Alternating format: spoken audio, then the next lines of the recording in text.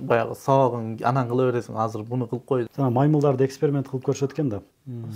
Сеники болбосо анык болот, ар кимдики ар кандай да. Анан бир элге ошолор сыяктуу сен дагы бир кызмат кылганга да түртөт экен да. Бул азыр көп адамдар байкасаңыз, мындай билимдүү болуп чоңоюшат. Баягы ата-энеси кичине уруш койсо эле аны полицейскийге чалып, ошол parental control деп коет. Менин курсагын чыгарып бербей мындай кармап турат. 80 жаштагыга 60 жаштагы деле бала да. Мечитте программалоо жагынан айтып тармагында. Ооба. Айтып атпайм, биздин балдар азыр Америкада эмне сагындың десең, пицца сагындым деп айткан жок да. Мисалы үчүн сүйүндүргөн нерсе ошо мечитти сагындык, анан китепканабызды сагындык. Мисалы үчүн ушул нерселерди көп айтышат да.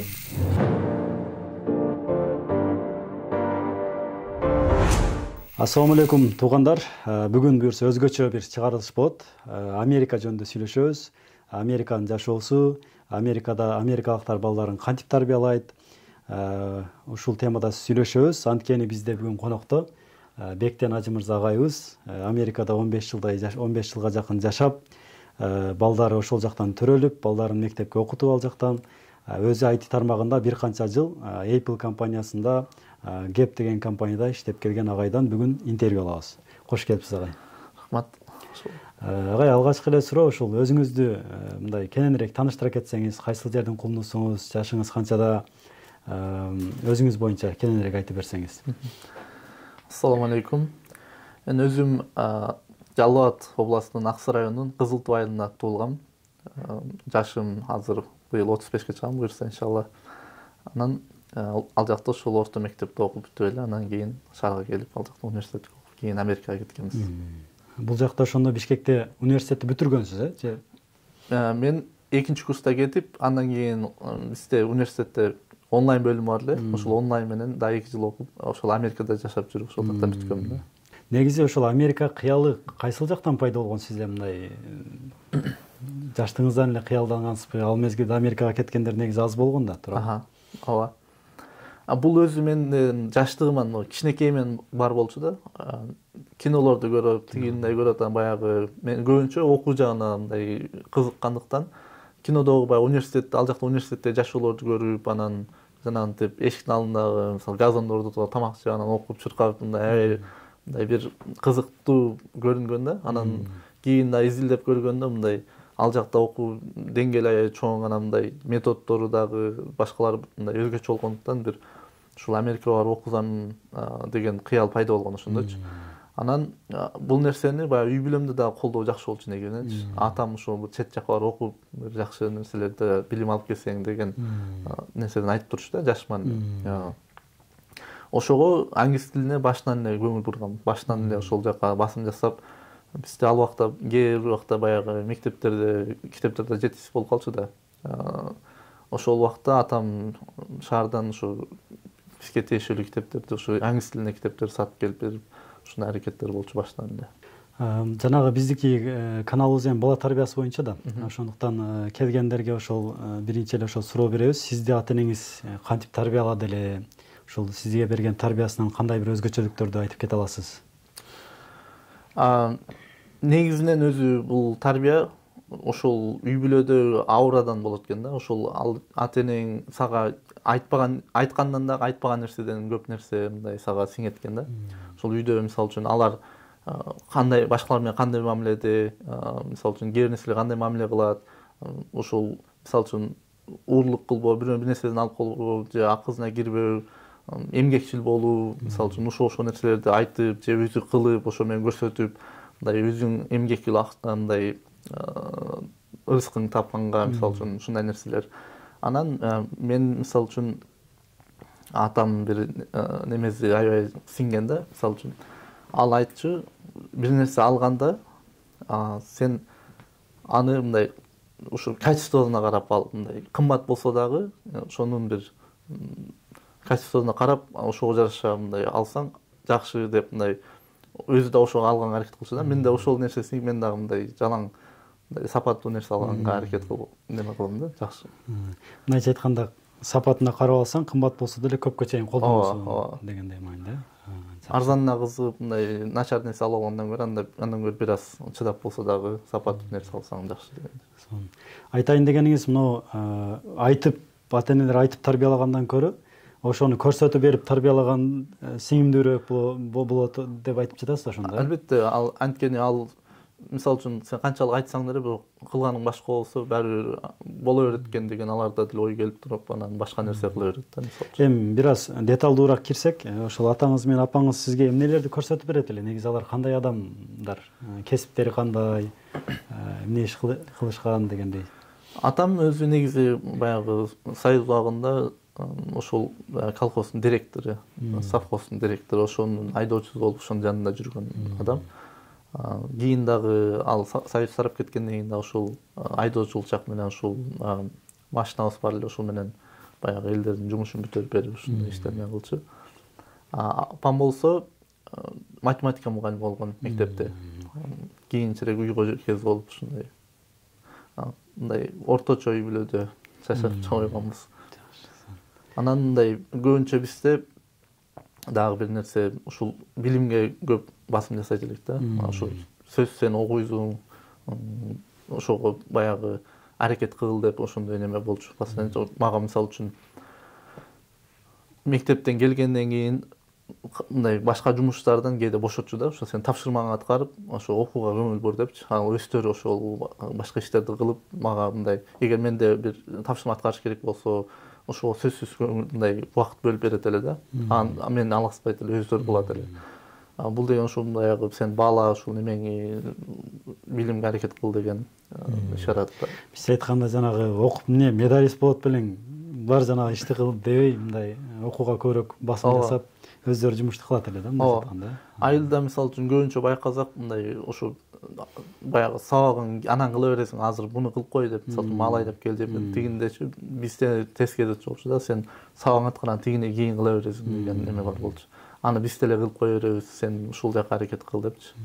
Мындайча айтканда ошо билимдин баалуу экендигини ушу сизге жаштайыңызда мындай куюп барышкан экен, айтып барышкан экен, мындайча айтканда. Сен окушуң керек, билим алышың керек, сен жакшы адам болуп, мыкты адам болушуң керек деген нерсени. Ал ошо мындай ушу билим менен мен келечегимди көрүшү да. Сен окусаң эртең диплом алсаң деле баары бир ал иштебейт да, эч нерсе эле кыла албайт экенсиң, аны мындай кыла бер деп эч качан айтышкан эмес. Сөзсүз билим ала бер, сөзсүз болот деп мындай неме кылышчу да. Жакшы. Жакшы, рахмат. Эми Америкага өтсөк, ошол Америкадагы ошол балдарыны америкалыктар кандай тарбиялайт экен, ошол жактагы бир өзгөчөлүктөр жөнүндө айтып берсеңиз. Ал жактан айырмасы аябай көп, негизинен бизден айырмаланып турат. Мисалы үчүн бир канча нерсеге мындай токтолсок болот да. Биринчиден бул балдар менен алардын мамилеси. Бизде мисалы үчүн бир нерсе болбой турган болсо, кач болбойт, тийбе тийлеп коет го, мындай токтотуп коет да, жөн тыйып коет да. Ал жакта ошону тыят, бирок мындай да, ушуну кылбай эле кой, бул жери мындай кылсаң бул мындай болуп калат, сага зыян тиет же буга зыян тиет деп, мындай ошону эмне үчүн кылбаш керек экенин түшүндүрүп, балдарга мындай чоң адамдай эле алар менен сүйлөшүп, мындай ошону жеткизгенге аракет кылат да. Жөн эле сен кылбай мындай болбойт деп койгон менен бүтпөйт да. Антсе баягы балада баары бул эмне үчүн кылбайт, аны түшүнбөйт да, баары кийин деле кыла бериши мүмкүн. Бир жагынан баягы мен дагы мындай байкап калдым. Бул ошо кийинки жашоона деле өтүп калат экен дагы. Кээ бир нерселерди мисалы үчүн биз деле, мен мисалы үчүн азыр IT жөнүндө же башка нерсе жөнүндө айтып берип атсам, андай болбойт, тигине мындай деп коюшат да, чоң эле адамдарчы. Аны эмнеге андай кылып көргөн эмес. Аны кылып көргөн эмес дагы, анан эмнеге болбойт экенин деле мындай толук өзү деле түшүндүрүп бере албайт да. Ошону мындай тыя берген нерсе деле мындай жакшы эмес экен дейм. Алар ошону баягы түшүндүрүү жолу менен үйрөткөн, ошону мындай түшүндүргөнгө аракет кылышат экен да. Бир нерсе ушул жакшы жагы бар. Бир. Андан кийин ушу кечиресиз, ушул боюнча бир китептен окуп калдым эле, пайдалуу болсо керек. Ушуну мен да бир аз бөлүшүп коеюн. Жана маймылдарды эксперимент кылып көрүшөт экен да. Эки маймылды алып кирет экен дагы, банан коюшат экен жогоруга. Тор сетка. Анан бул маймылдар жана бананга секиргенде эле үстүнөн муздак сууну куюп беришет экен да. Анан 2-3 жолу кайталагандан кийин жана маймылдар коркуп калат экен. Коркуп анан отуруп калат экен. Андан кийин дагы бир маймылды алып кирет. Алып кирип ал секирейин деп атса, берки маймылдар кадимгидей тыят экен да. Секирбей жанаганы алба депчи. Болбойт депчи. Анан жанагы эки маймылды алып чыгат экен дагы. жанагы бир маймылдын алдына дагы бир маймылды алып келсе, жанагы маймыл секирип ал дагы жанагын тыйып калат экен да. Анын үстүнө бир маймылдын үстүнө суу төгүлгөн эмес. Аны эки маймыл эле болбойт деп койгон. Ошого бул дагы аны болбойт деп тыят экен да кадимгидейчи. Эми муну ошол психологияда адамга да салыштырышат. Жана сиз айткандай көпчүлүгү кылып жасап көргөн эмес, бирок жок болбойт дей берет экен да. Бул демек тарбиядан келет экен да, тыя бергенден. Тыя бергенден ушундай кийин дагы ал бунун жаман жери кийинки муундарга да өтөт. Улам мисалы үчүн мен ошентип өссөм, анан мен да балдарым ошентип баягы тыя берем, ушинтип кетип уланып кете берет да. Качан ошону бирөөбүз түшүнүп, анан кийин ошол жерден мындай токтотуп, кийинки муунга башкача мамиле кылып баштасак, анда ошол нерсе өзгөрүшү мүмкүн да. Бирок антпезек ал эч качан токтобой кете бериши мүмкүн да. Андан дагы жаман болуп кетиши мүмкүн. Бунун дагы бир баягы неме эстеп кеттим. Мисалы үчүн бирөө бир жакшы иш кылайын деди да, мындай же бир карьерасы жөнүндө, башка келечеги жөнүндө бир иш кылайын десе, болбойт деп мындай адамдар да ошого мындай жаман көрүнүп калышат экен да. Коомчулук өзү баардыгы ошондой болсо, баягы болбойт деп анын мүмкүн аныкы болот. Сеники болбосо аныкы болот, ар кимдики ар кандай да. Ошого бирөөгө мындай болбойт деп айтардан мурда кылып көр же болбой турган жагы ушундай зыяны бар, карап көр деп мындай ошол да мындай кененирээк түшүндүрүп сүйлөшкөнгө жакшы. Сиздин ата-энеңиз деле сизди жок азыр элдердин балдары Америкага кетип аткандар аз, сен бара албайсың деп койсо болду эле да туурабы, мындай сиз деле тыйылат элеңиз. Сизди ошентип шыктандырып, ооба сен барасың, Америкада окуйсуң деп шыктандырган үчүн сизде ошол алдыга мотив болгон да, мындай. Башынан эле колдошуп ошентип мындай колдоо жүргүзгөн. Анан дагы бир нерсени айтып кетсек болот. Мындай ошо тыйгандан бир нерсе бар. Мисалы үчүн бизде балдардын мындай бир кесип тандаганда дагы муну окуйсуң деп мындай ата-эне ушуну бир тандоо бербей эле ага жок бул болбойт. Мисалы үчүн ал ата-энесине жакпаган нерсе бир аз баягы элдер кылбаган нерсени кылам десе, жок сен мисалы үчүн юрист бол деп ушинтип кыйнай бергендер бар. Экономист болду. Азыр мисалы үчүн IT аябай неме болду. IT бол, айтиштик бол дей берет да, бирок анын баласы IT эмне экенин деле билбеши мүмкүн да. Ошону кызыга кызыкпайбы? Кызыга кызыкпай, ал вообще билбейби.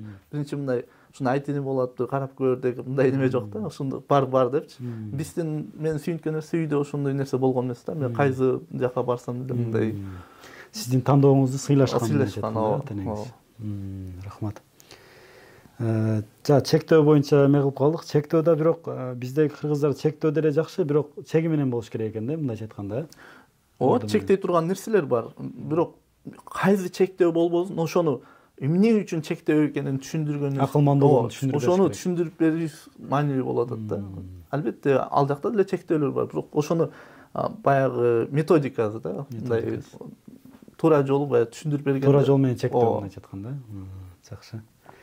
Дагы кандай өзгөчөлүктөрдү айта аласыз? Мисалы, алардын билим берүү тармагы боюнча балдар менен кантип иштешет экен, мектептерде, үй бүлөдө кандай иштешет, ушул боюнча дагы кененирээк.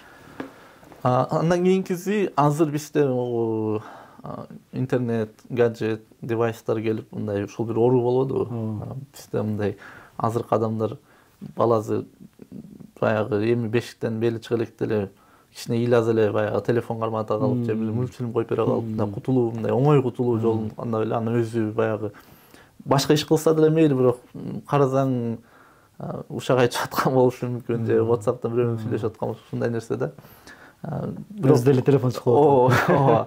Анан ушул нерсе жаман нерсе болуп атат да. Ал жакта андай нерсе мындай аз да, өтө аз. Алар мисалы үчүн балдарына ушуну айтканыңызда мен таң калдым да. Мен ойлодум эле Америкада технология өнүккөн балдарга эрте жаштан эле телефон беришсе керек депчи. Сиз айтпадыңыз бул жака келгенде биз балдарыбыз кайра кыйналдык, биз ал жакта бербейт элек, алар беришпейт анчалык дегенде. Ооба, биз мисалы үчүн былтыр келдик, жөн эле бир 2-3 айга келип кеттик. Ошол убакта эле мындай бардык туугандар менен балдар баягы аралаштырып, баягы ойнотуп неме кылат. Аларга кызык да. Анан ойносун десек эле бир жеке кирип кетишип эле чогулуп эле анан жок болуп кетет. Барып карасаң телефон чукулуп отурушкан болот. Тегерен болот. Анан көрсө тилердин телефондору бар же ата-эненин телефонун ала албайт да. Анан алар ата-энесине барып туугандарына барып, ушуну бербей эле койсоңор болмок, аны мындай ойносо болмок десең мындай көңүл бурбайт да. Алар үчүн нормалдуу эле нерсе болуп калды да. Жок, биз бербеген үчүн балдарыбыз бизге келип алып, анан мындай Бизге эмнеге бербейсиң, биз биякта берет экен го, сонун баардыгы мындай ата эне сонун экен деп аларга мындай сен жаман экенсиң. анан алар бере берсин, бирок биз бербейбиз, анткени биз билесиң андай болбойт, тигиндей деп түшүндүрүп аракет кылабыз. Алар андайга көнбөгөн, анткени Америкада бул нерсе мындай нормалдуу нерсе эмес да. Ошон үчүн аларга бир башкача көрүнүш болду, бул жака ачылыш болду да. Мисалы ошол телефонду агай америкалыктар мындай канча бир күндө мисалы канча жаштайынан баштап бере баштайт экен, бир күндө канча убакытка берет болжол менен? Телефон бербейт. Телефон жок аларда. Телефон балдарына бербейт. Ата эне өзүнө телефон бар. Балдарына кокус мектепке да связка керек болсо беркине жөнөкөй телефон беришет да. Же жандай сааттар бар. Ошо менен эле байланышып, мындай ошо менен жүрүшө берет. Артык телефон бербейт. Жанагындай неме алып бериш мүмкүн, планшет. Аны баягы окуу жагына колдонгонго же башка баягы экран чоң болгондуктан удобныйраак да. Же компьютер алып беришет дегендей. Бирок аны дагы өзүнүн сааты болот да. Мисалы үчүн сабактан келгенден кийин 1-2 саат сабак карат, анан ойносо, бир аз ойнотот, анан болду. Мындай өзүнүн сааты болот күндөчү.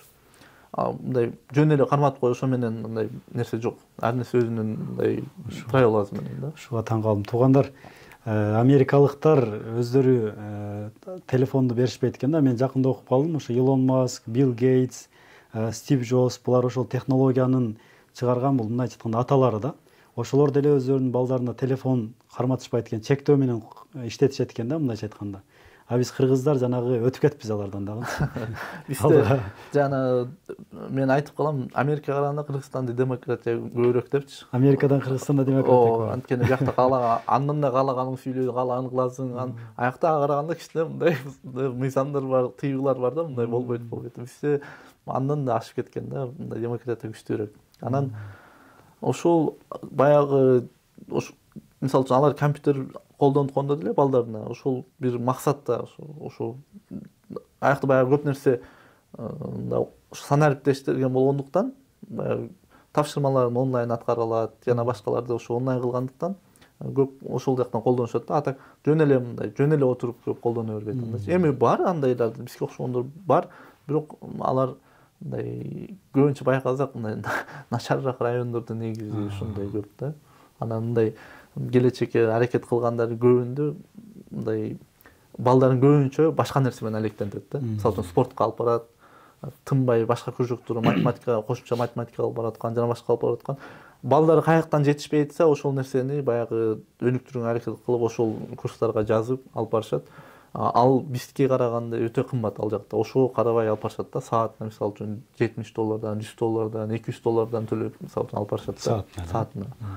Анан спорт менен көп алектиришат. Анткени ал жакта кийинчерээк баягы жакшы университеттерге тапшырыш үчүн бул спорт менен да жакшы болсо, аларга плюс болот да. Жана кандайдыр бир соревнованиялардан утуштар болсо, же жөн эле катышкан болсо, жакшы мындай жыйынтык көрсөткөн болсо, ошол дагы жакшы мындай жардамы тийип калышы мүмкүн. Ошол себептен дагы анан бир жагынан баягы бала дагы бир аз бир нерсеге мындай фокус койгондон, ошол бир максат, күндүк адатка мындай жардам бере турган, ошондой эле денеси чың болуш үчүн дагы ошол спорт жагынан аракет кылышат. Сонун. Рахмат. Америкадагы жанагы билим берүү тармагы кандай агай? Мектептерде кандай тартипте окутушат? Университеттер, колледждер ушул кандай бөлүнөт? Бала бакчаларда билим кандай берилет? Биз ошо бала бакчадан баштап бардык. Биринчи биз бала бакчага барганда мындай болду да. Биз баягы окуйлу деп жубайым экөөбүз тең аракет кылдык, анан колледждерге тапшырып койдук да. Экөөбүз эки башка колледжге тапшырдык да. Бирок жакыныраак эле Калифорнияда. Жакшы жери анан экөөндө тең бала бакчасы бар деп коем. Колледжде бала бакчасы бар да. Ал жерде ошо баягы эгер иштесең же окусаң, бул мындай ыңгайлуу да. Барып ошол жерге таштап эле кирип кетесиң да, ишиң окууң бүтөп, ишиң бүтөп, анан кайра чыгып кете бересиң. Андан сырткары ошол жерде жашагандар деле ошол жерге берсе болот да. Биздин балдарга ал жакта аябай мындай бул көп болгондуктан суроо талап бат эле толуп калат экен. Анан да жакшы мен окуган колледжде орун чыгып калып, экөөнү тең ошол жака берип, мен өзүм ошол жерде окуп, анан ошол жакта балдар немеге барып жүрдү да. Бала бакчага. Ал бала бакчага өзүнчө төлөнөбү же ошол колледждин ичиндеги бир? төлөнөт, ал жака төлөп алып барышат негизи. Бирок баягы колледж мамлекеттик болгондуктан негизи бала бакча мамлекеттики да. Бирок биз баягы студент болгон үчүн бизге жардам катары биздикин бекер кылып беришти да. Анан дагы жакшы жери мындай да, ошол ыңгайлуулуктан дагы ошол жерде баягы өз атайын бөлүм да, мындай бөлүм катары да, неме бала бакчасычы. Бизде ошол балдарды өнүктүрүү боюнча дагы окутчу эле да, ошондой окуу жагы бар эле. Ал ошол жерде окутушат эле дагы. Дароо ошол жерден практика кылыша берет да, баягы балдар менен иштешип, ошол балдар менен уруксат сурайт, ошолор келип иштей берсе болот деп. Анан болот десең, алар келип ошону иштешип, дароо практика кылып жүрүшө берет эле ошол жерде. Байланыштырып койгон да сону. Балдарды ошол жерде жана педагогикалык жактан билим алгандар бар. Келип эле сиздердин балдарыңыздар менен мындай тажрыйба иштешет. Сонун. Андан кийинки баскычтар кандай? Мектепте да окуттуңуздар да балдарыңыздарды? Андан кийин ал жакта мисалы үчүн 1-класс 6 жаштан баштайт. 6 жаштан. Анткени 12 класс да. Бизде баягы бир 12 класс кылабыз деп мындай талашып жүрүшпөдү. Мамлекетте ошол жактан алыптыр да ошондой. Бул баягы дүйнөлүк стандарт ошондой да. 12 класс болот дегенде көптөр мындай ойлошту да, жөн эле бир жыл дагы көбөйтөбү депчи. Көбөйткөн жок, анткени бизде нолевой деген класс бар эле да. Ошону эле 1-класс кылып койду дагы. 11-классты 12-класс кылып койду. Мындай жөн эле сандар алмашып калды, бирок баягы окуткан нерселер бир аз өзгөрүшү мүмкүн. Аты мунун жакшы жери баягы дүйнөлүк стандартка туура келет да, башка университеттерге тапшырганда сырттагы мындай документтерин ошого туура келип, алардын стандартына туура келген үчүн оңой болот. Өтүүчү. Анан ал жакта мектептер 3кө бөлүнөт. Биринчи башталгыч класстар, elementary school'дар, булар өзүнчө мектеп болот да. Бир мектеп жалаң ошолорго болот. Андан кийин канчанчы класска чейин ошондо? 5-класска чейин.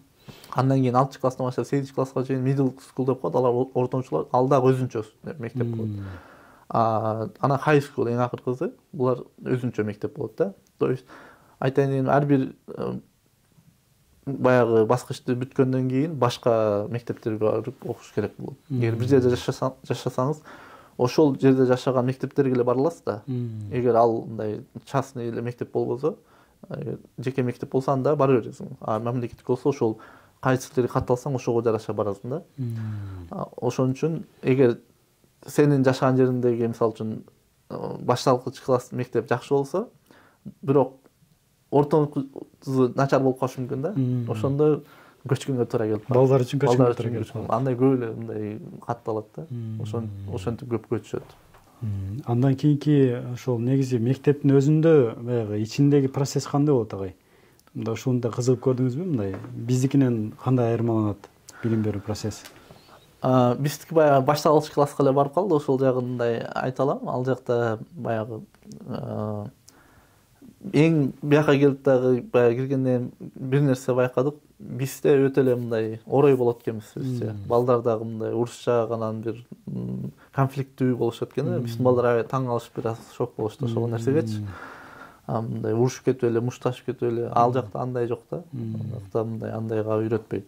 Анан ошол башталгыч класстарда мындай биздегидей чейректерин чыгарганда өтө мындай баага маани беришпейт. Ал нерсе көп эсептелбейт да. Андан кийинкиси мындай маанилүүрөөк болуп эсептелет. Ортоңку мектептен баштап ар жаккачы. Башында көп мындай айтканда, көп мындай кыйнай бербейт деген нерсе да. Бирок бир нерсени байкадым, баштан баштап эле мындай математикаларды мындай оор математикалар келип атты да. Мен биздин балабыз 1-класска барганда карасам мындай оор эле экен да. Ал анын деңгээлинде мындай башында кыйналып эле жүрдү да. Анан кийин көнүп кетти, бирок методдор бизден анча эле башкача үйрөтөт да. Мындай математиканы үйрөткөндө да жолдору башкача үйрөтөт. Анан класстарына барсак, атайындай төшөк салып койгон жерлер бар. Эгер бала мынтип отуруп чарчап кетсе, бар ошол жерге отуруп, жатып деп свободный жүрө берет да. Ошентип окуй берет. Барып жатып алып, анан кайра келип отуруп, мындай чарчап кетсе эле барып ошол жерге отуруша берет да. Анан класстарына мындай интересный кылып да жасап. Бизде мугалим мынтип отур дейт го, кандай? Аларда жок.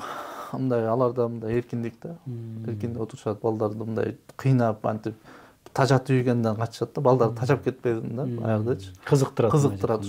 Класстарын айтып атпаймынбы, ар кандай мисалы үчүн жанагы планеталарды илип коюп, анда ар кандай боеп, бир нерселерди кызыктуу кылып коюп, анан ошентип жанантип түшүк салып коюп, ал жака барып ойноп туруп, кайра келип окуп ушинтип жүрүшө берет да. Эми бизде жанагы Гапыр Мадамиев агайыбыз жаңы метод алып чыкпады, өзүнүн ошо эксперимент жүргүзүп, анан метод алып чыкты. Ата-энелер менен иштешет агай, окуучулар менен өзүнчө иштешип, мугалимдер менен өзүнчө иштешип. Ошол Америкада кандай экен? Сиздер менен ата-энелер менен дагы байланыш кандай болду? Иштешет бекен сиздер менен? Сөзсүз. Ал жакта мисалы үчүн негизи Америкада мындай профессиональный мондай жумуш байланыштуу да, баардык нерсе электронный почта колдонулат да. Биздеги WhatsApp жана башкалар эмес. Ошо электронный почтадан сөз кат жөнөтүп, балаң прогресс мындай болуп атат, же мындай жерден аксап атат, кээ бир кылыктары мындай болуп атат, ошол үстүнөн мындай иштесек, мындай кылсак, бизден кандай жардам, же силер бизге мындай жардам берсеңер жакшы болот эле деп. Андан сырткары мен мындай көп катышпадым, айына чогулуш кылып турат онлайн. Баягы онлайн болгону көбүнчө могу пандемия убагында болуп калды да. Ошол убакта баягы онлайн болуп, анан ушул нерсе көбөйүп кетпедиби? Андан сырткары барып да ошол жактан жолугуштук уюштуруп турушат да. Анан ошол жерден кадимкидей отчет берет. Сенин балаң жөнүндө ар бирине отчет берет. Ошо онлайн уюштурулганда 10-15 мүнөттө ошо атайын календардан белгилеп, сиздин убактыңызды ошого бөлөсүз да. Ошол жерден анан сиздин балаңыз мондай кылды, бүт ошол убакта мисалы үчүн кийинки чогулуштан аркы чогулушка чейин канча неме болду, прогресс болду, же бир нерседен аксап атат, ошонун баардыгын талкуулап, анан сурооңуз болсо айтыңыз, же бизде мындай нерсе бар деп ошону дагы бөлүшүп турушат да. Ата-эр менен мындай тыгыз байланыштуу иштешет. Жакшы. Агай, анан мына илим технология өнүктү да азырчы. Баарыбыз эле телефон чукулап калдык, китеп окубай калдык. Кечээ Гапыр Мадамиев агай да айтат. Биз баягы дүйнөлүк бир деңгээлде изилдөө жүргөндө Кыргызстан, мына Казакстан, Орто Азиянын негизи бир эң бир китепти аз окуган бир өлкөлөрдүн катарына кошулуп калыппыз депчи. Америкада китеп окууга, балдарды ошо китепке кызыктырууга мындай маани беришеби негизи ошол? Сөзсүз аябай маани беришет. Буга мындай мамлекеттик деңгээлде бир жакшы нерсе уюштуруп коюшкан да. Мисалы үчүн биз 3 штатта жашадык. 3 штатта ар кандай шаарларда жашап көрдүк да. Ошол шаарлардын кайгында жашабай эле кандайдыр бир радиуста китепканалар бар да. Бул ошол бир мындай сет катар китепкана да. Баардыгы мамлекетке тиешелүү. Анан мамлекетке тиешеси жок дагы мындай жеке китепканалар да бар да. Алар дагы ошолордун жанында болуп калышы мүмкүн. Айтайын дегеним, бир сөзсүз китепкана болот да. Мамлекеттик тарабынан, анан башкалар дагы. Анан баардыгы окшош да. Ичинде системалары, кандай немелер болот. Барганда баягы китепканага жазылып, өзүңө бир аккаунт ачтырып аласың, карточка берет. Ошо менен китептерди үйүңө алып кетип, окуп, бир 15 күн, 30 күнгө чейин окуп кайра бере бересиң. Мына ошол китепканаларда балдар үчүн дагы атайын бөлүмдөр бар. Бөлүмдөр дегенде китеп дагы, анан алар үчүн бир нерсе мындай бир нерседи уюштуруп, анан балдар ойной турган жерлер да бар да. Уюштуруп деген мындай кызыктуу оюндарды, ушундай бир алар кызыккан нерсе да. Ар кандай нерсе, мисалы үчүн кандайдыр бир китепти талкуулашы мүмкүн, же жума сайын storytelling окучу бир аңгеме айтып берип, бир окуяларды айтып берип, жомок окуп берип, ошол балдарга андагы жашына жараша бөлүп коюшат. Кичине жашыраактарды ата-энеси менен чогуу, андан кийин чоңураактар болсо өзүнчө кылып.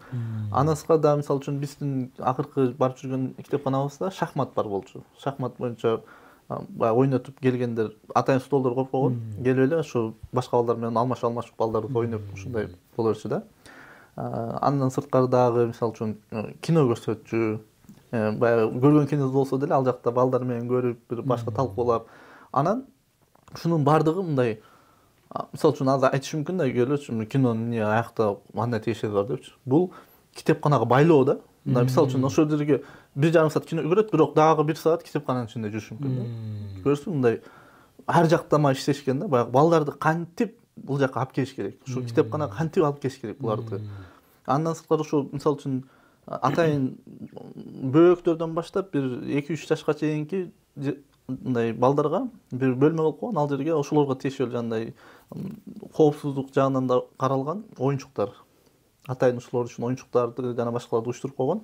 Анан ошол жерде эле китеп текчелер бар. Ал китептер дагы ошол жашка жараша. Алар мындай окуй албаган үчүн көбүнчө эмнени карайт? Сүрөт карайт.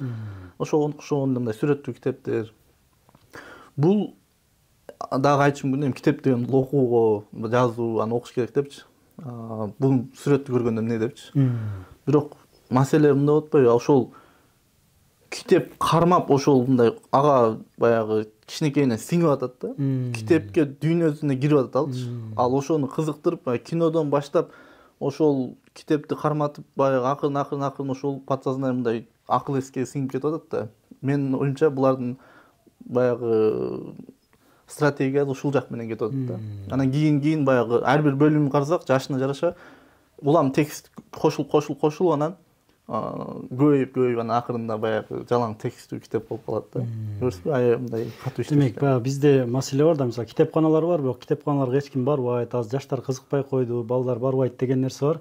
Бирок өзүнүн методикасы бар экен да, мындайча айтканда. Албетте. Кызыктыруунун методикасы бар. Ошол менен балдарды акырында ар нерсе менен тартып, бирок китепке байлайт. Ооба. Американецтердин ушул жакшы жагы бар да, булар маселени мындай бир маселе көрсө ошону чечкенге аракет кылышат да, ошону мындай кантиш керек, ушул маселеге наоборот мындай башка жактыктарда, мисалы Европа же башка жактарда өнүгүп аткан башка мамлекеттер деле Американын баягы ушундай маселесине кызыгат да, анткени булар маселеге карап кайра чуркайт дейт да, мындай ошол маселени эмне кылыш керек депчи. Карасак ушул баягы буларда деле башында ушундай болгон болушу мүмкүн да, мисалы үчүн китепканалар бош болуп барбай калышы мүмкүн. Анан булар ошонун үстүнөн мисалы үчүн ушу кантсек деп анан ойлонуп анан ар кандай нерселерди уюштуруп көрүп ушул нерсеге жеткен да, мисалы үчүнчү. Эми бизге мына булар бүт нерсени даярдап берип койду, биз ошону эле мына аткарып коюш керек. Эч нерсе жанагы велосипед табышын ойлош кереги жок дегендей, биз деле ошол нерсени ушул жактарын алсак болот да, албетте. Бул мындай карасак ал жакта китепканалар кайнап турат да. Барсаң, балдары жүргөн, патырап ойноп жүргөн, аларга деле көп неме болбойт. Эми жөнөтүп мындай дейт, бирок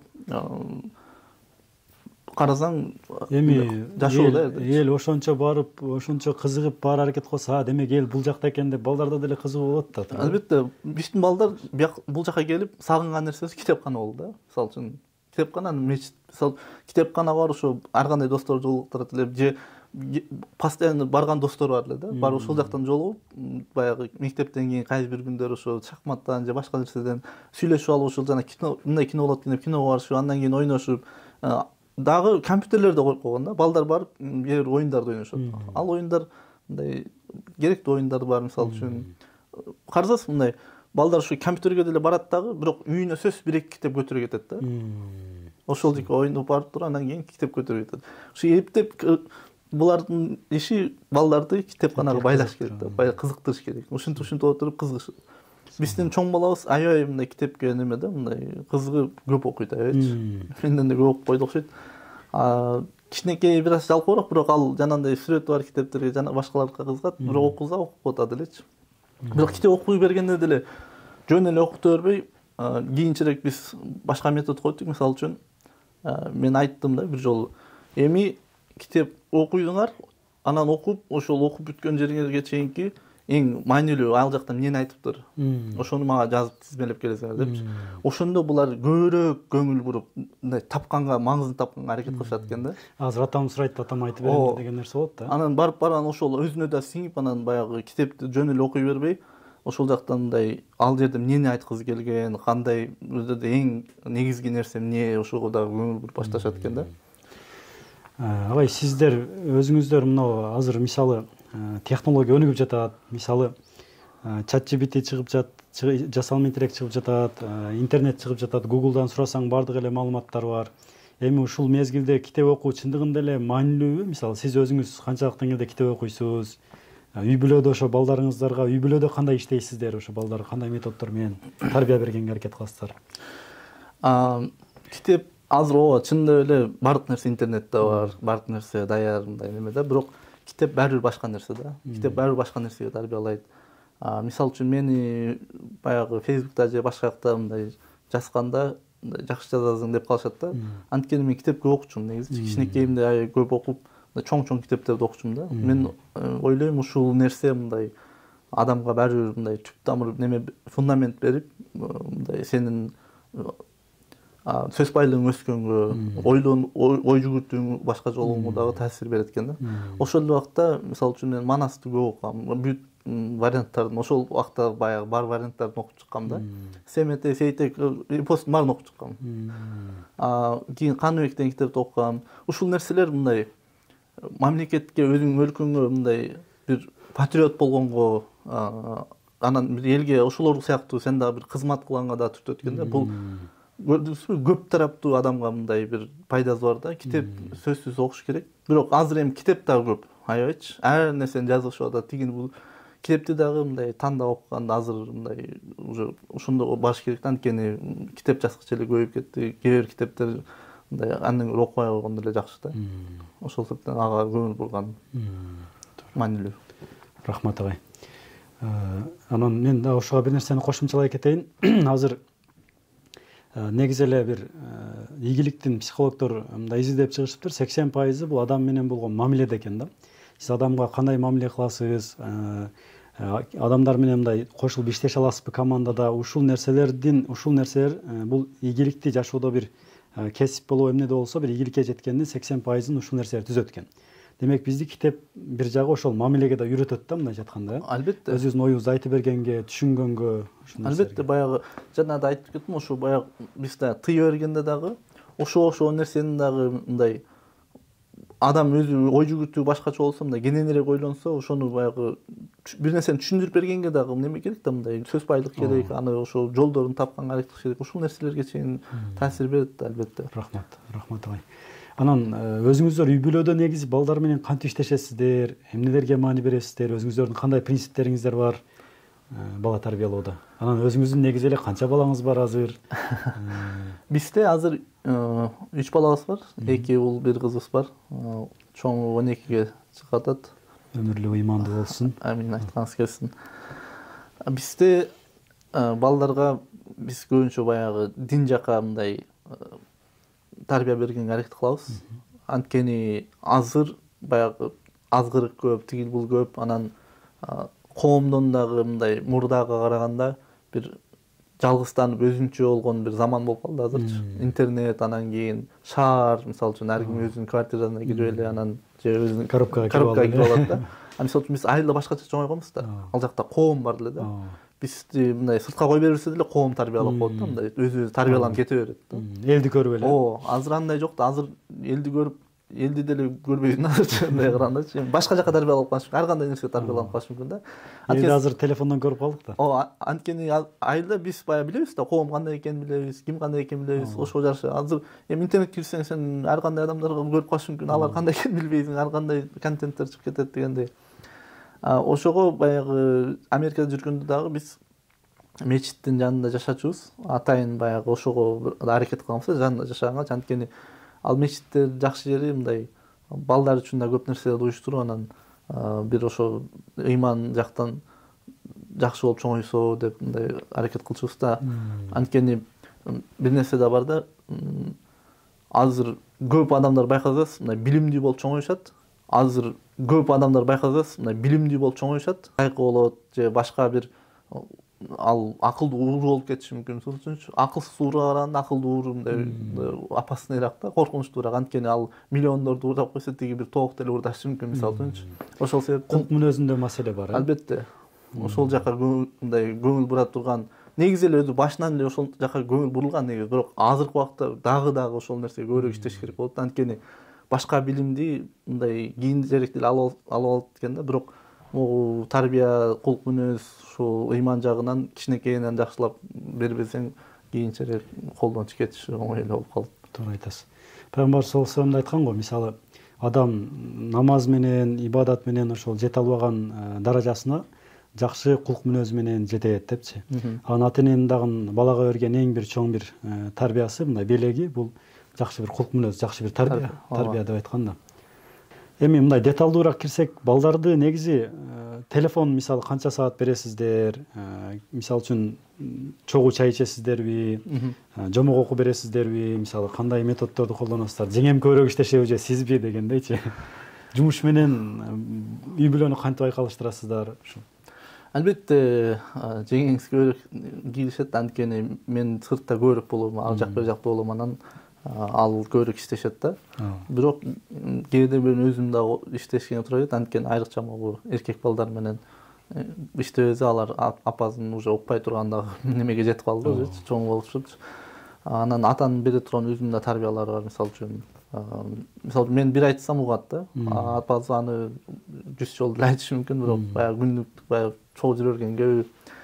Анан биз баягы мен өзү мындай салт нарк мындай жакшы биздин өзүбүздүн бир салттарыбызды көрүп чоңойгом да. Ошол нерселерди дагы биз өзүбүз мындай практикалаганга аракет кылабыз. Анын бири мисалы үчүн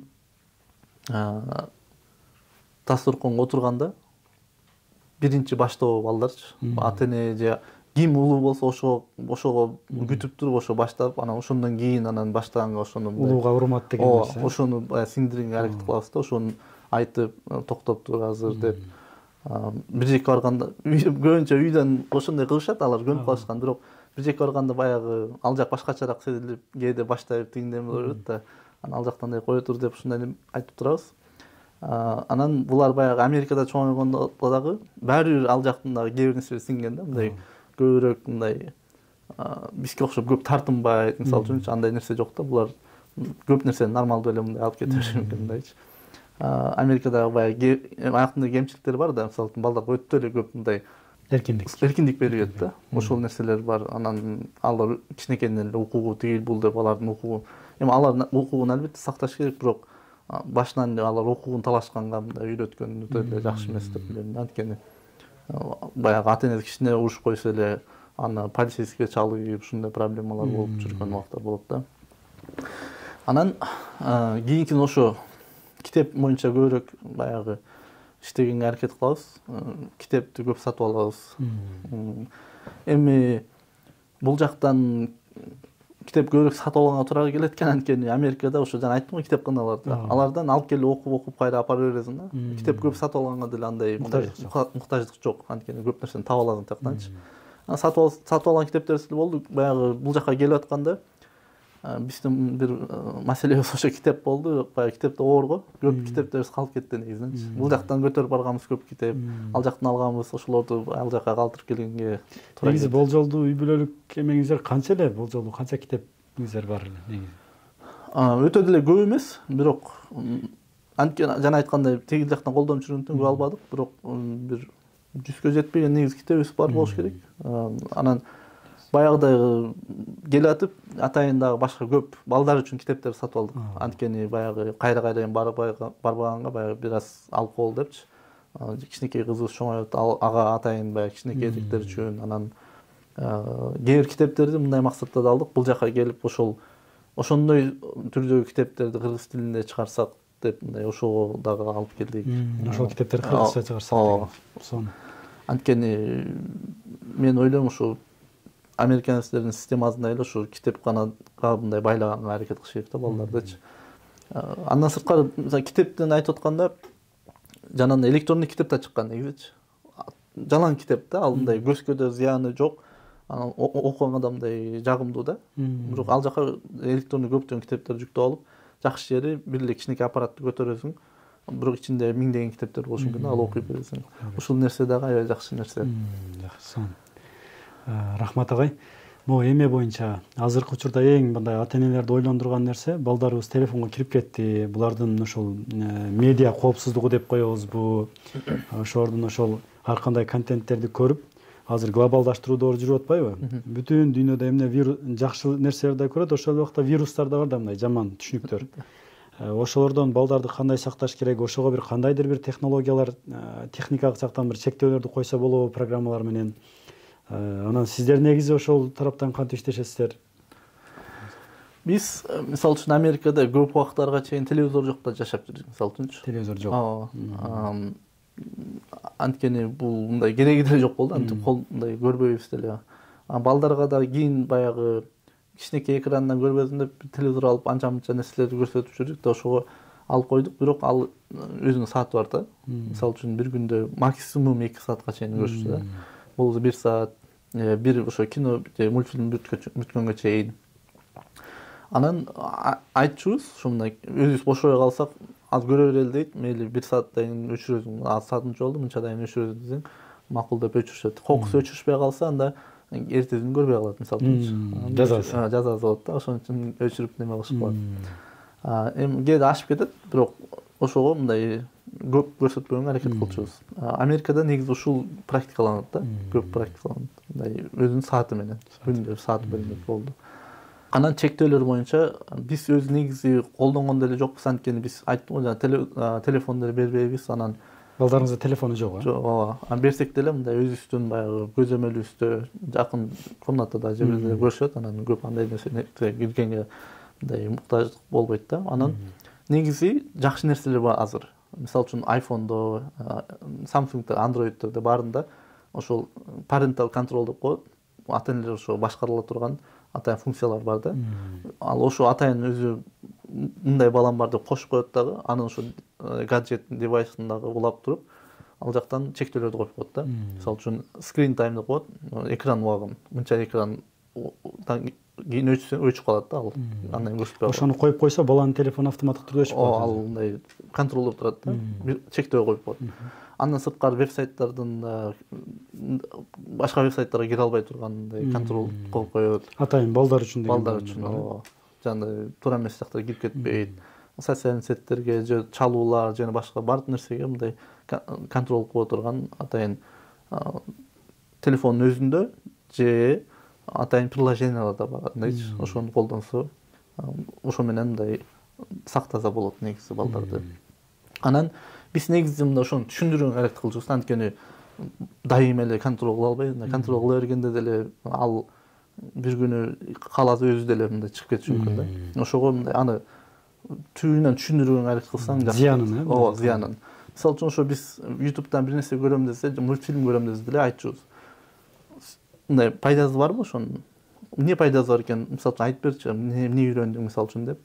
Ушундай пайдалуу нерсе, мындай жөн эле жанагынтип кээ бирде тартып берет го, мынтип тигинтип. Мен көбүнчө байкайм да, бул жакта ушу балдарына берип коет, анан YouTube'да ар нерсе жанагынтип чалчаңдап бир нерсе сүйлөп, анан бул мындай тигиндей жөн эле көрсөтүп жүргөн. Эч бир пайда. Просмотр жыйнаш керек. Азыр акча болуп кетпедиби YouTube'да элечи? Ооба.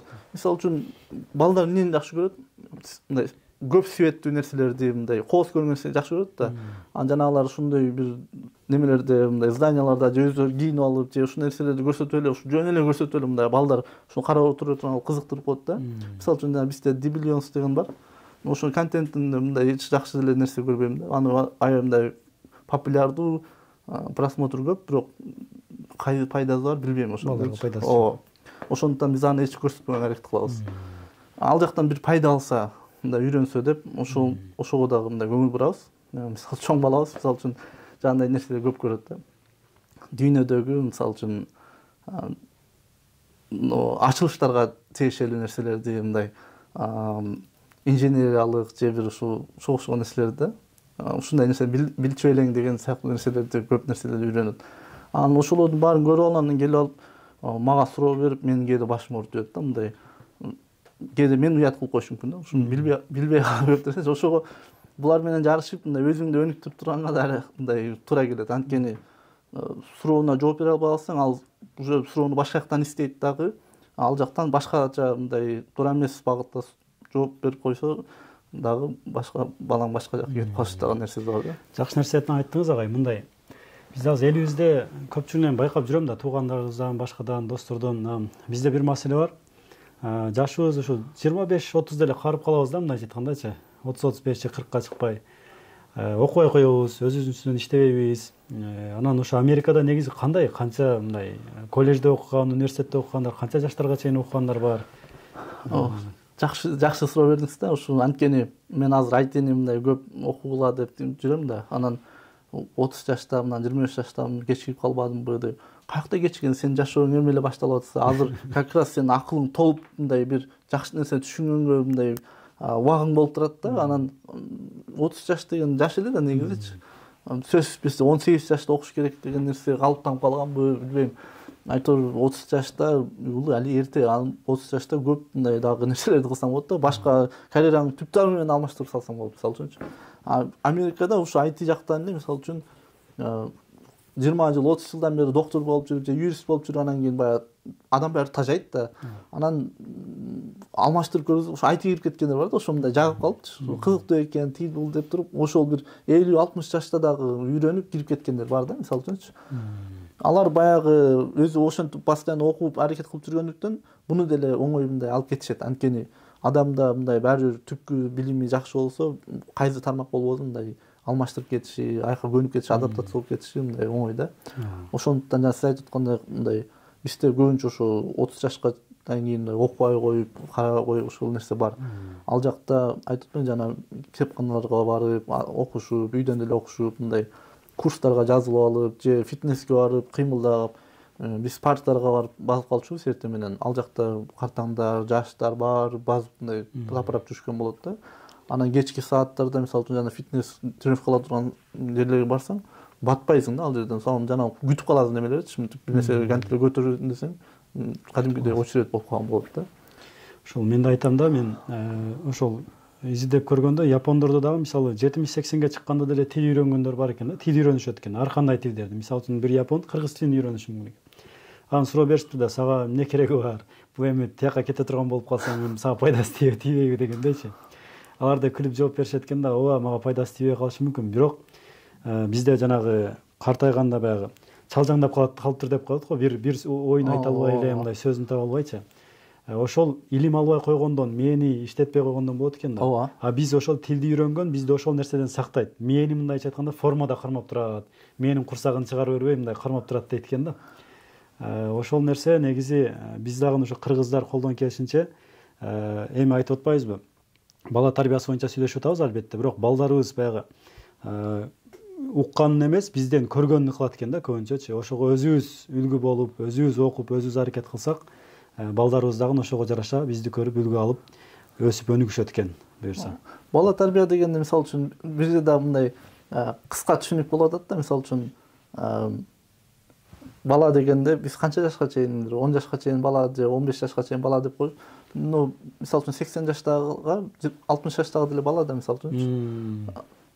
Турабы? 80 жаштагы аксакалга 60 жаштагы бала да тура, баласы да. Ал мисалы үчүн ал деле тарбиялап атат, эртең 80ге чыкканда мен деле китеп окусам жакшы жүрөт экенмин депчи, турабы? Тиги атасынан кайра эле тарбиялап атпайбы? Демек, бала бул качан кетмейинче баары бала болуп мындай бүтпөйт да бул нерсечи. Баары мындай тепкич менен балага тарбия кете берип атпайбы, туурабы? Биз 30га чыксак деле, 40 жашка чыксак деле, 50ге чыксак да демек бала экенбиз да. Албетте, канчалык бир деңгээлде. Үйдөдөгүлөргө балабыз да, балам деп эле кайрылат да аларчы. Туура. Бул тарбия бүтпөйт көрсө баары.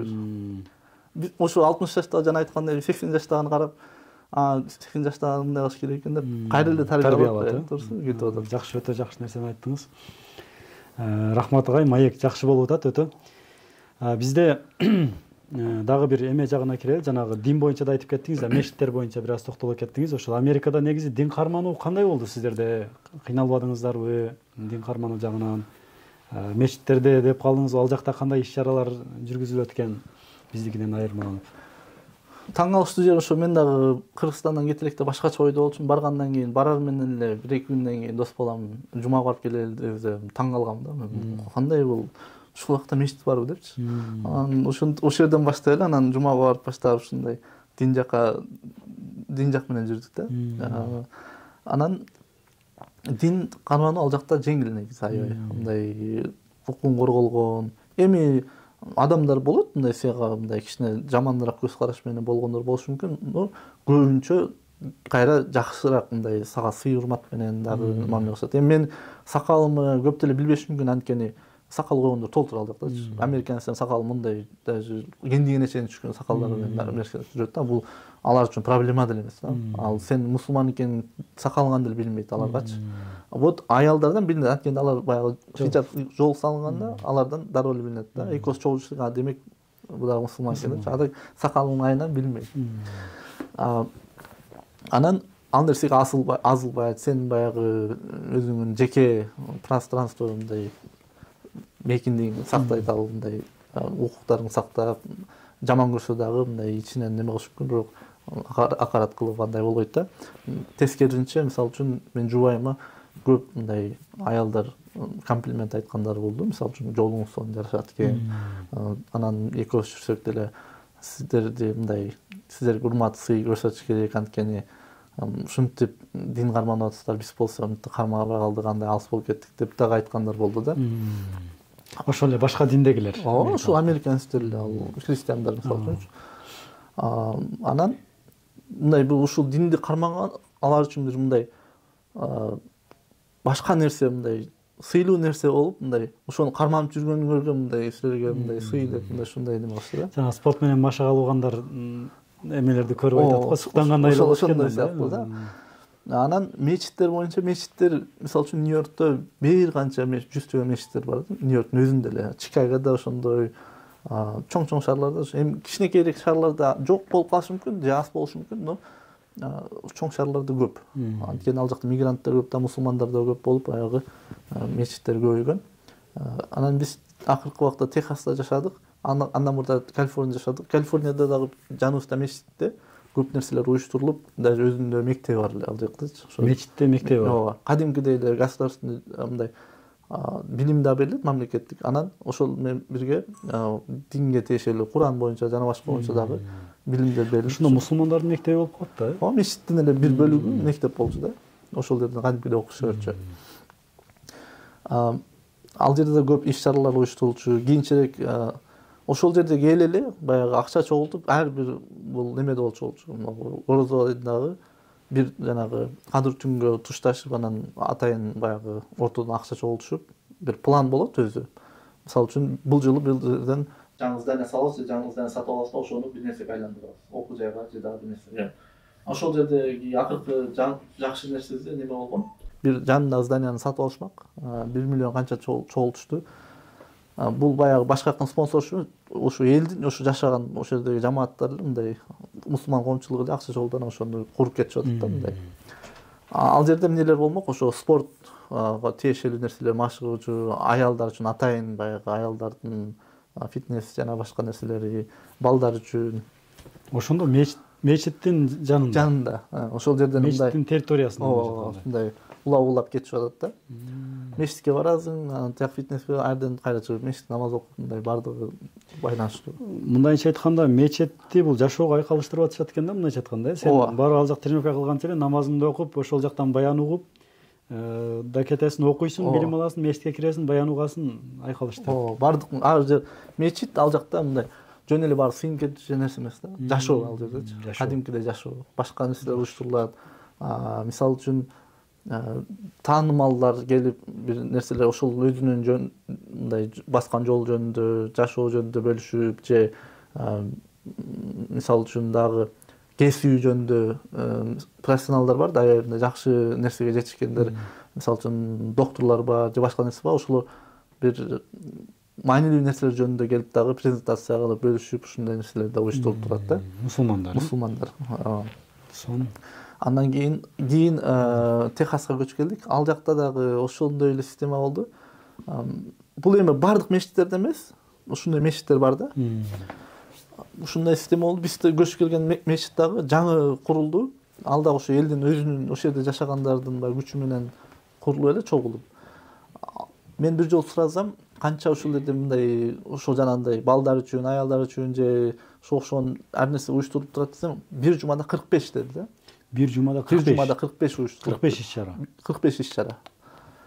Анан бул иш-чаралардын түрлөрү бар. Кээ бири 2 жумада бир болот, кээ бири 1 айда бир болот, кээ бири 1 жумада бир болот да. Белгилеп кете тургандардын бири мындай болчу. Ар бир айдын акыркы жума күнү кечинде бир мусулман мамлекетинин бирөө келип ошо презентация кылчу. Мамлекети жөнүндө бүт тарыхынан баштап, качан түптөлгөн, кандай нерселер болгон, кандай адамдар чыккан, ислам мындай үммөтүнө кандай салым кошкон деген нерсе сыяктуу презентация кылчу да. Биз дагы кылганбыз Кыргызстанды. Ал жака ошо жалаң Кыргызстан же башка мисалы Танзания жана башка Европадагы кээ бир мамлекеттер презентация кылышып, менин билишимче 35ден ашык мамлекет презентация кылды да. Бул деген жакшы жери мусулмандар бири-бирин таанып, кээ бирлер ушундай да мамлекет бар экен, же ушул дагы мусулман мамлекет болгон экен деп мындай жаңы үйлөнүп аткандар болду. Ал презентациядан кийин ошол мамлекеттин адамдары өзүнүн улуттук тамак ашын берип, ошол мероприятия келген адамдарга мындай курсант тойгузуп анан үйүнө жөнөтөт да. Ал жерге сиздер балдарыңыздар менен барасыздар да, үй бүлө менен? Бардык үй бүлө. Үй бүлө менен барып, балдарыңыздар ошол нерселерди көрүп, аларга мындай мечетте мындай кызыктуу болот экен да, диний үйрөнүү дагы аларга кызыктуу. Ал жерден жакшы жерде мындай да, мечиттерде сыртында ойной турган атайын площадка болот балдар үчүнчү. Ал балдар башка убакта эле барып ойноп, намазга болгондо намазга кирип окуп чыгып ойноп, баскетболный, футболный жана башка нерселер бар да. Теннис. Мечиттин ошол жерге ойногончо мечитке байланат экен да, жанагы китепканага байлагандай эле мечитке байлаган. Мындай мечитке байлоо жагы метод экен. Анан жана айткандай ошо мечитибизде андан кийин дагы бирөө имам өзү ар бир 2 жума сайын балдар менен оюн уюштурчу. Ар кандай жанагындай жаштарга бөлүп койгон бир аз. Мисалы үчүн 8 жаштан баштап 12 жашка чейин балдарга жандай бир топ урушма же башка имам өзү ойночу да, мындай. Имам өзү ойнотот ошо балдар мененчи. Анан неме дагы мероприятия болчу. Имам өзү келип ошо мындай жакшы китептерди элге мындай ошо китеп эмне жөнүндө экенин айтып, анан ошону эмне үчүн окуш керек экенин айтып, ошону сунуштачу да. Каяктан алса болот, кандай эмнелерди алса болот. Ушул нерсе боюнча дагы мындай иш-чара уюштурчу. Балдар үчүн дагы көп нерсе уюштурчу. Мисалы үчүн ошо мечитте эле ошо IT жагынан программалоо жагын дагы уюштурган да. Мечитте программалоо жагынан IT тармагынан. Ооба. Атайын бир 2 класс уюштурган волонтерлор болот. Келип ошо балдарга кадимкидей эле IT немени үйрөтүшөт. Ооба. Мындай нерселер аябай көп. Анан ошо жанагы кечинде кадимкидей жанагы жашоодо быкылдайт элечи. Мындай быкылдап тамак аш жеп аткан, да бир нерсе кылып аткан, бири менен таанышып аткан, ушу аябай ошол жерде мындай жамаат өтө өстү да. Аябай өстү. Мечитке баргандар саны көбөйдү. Аябай көбөйдү. Кийин батпай калдык ужечи. Мындай эми кийинки анын немеси булардын планы эме болчу, курулуп аткан, биз келе атканда как раз биз катышпай калдык.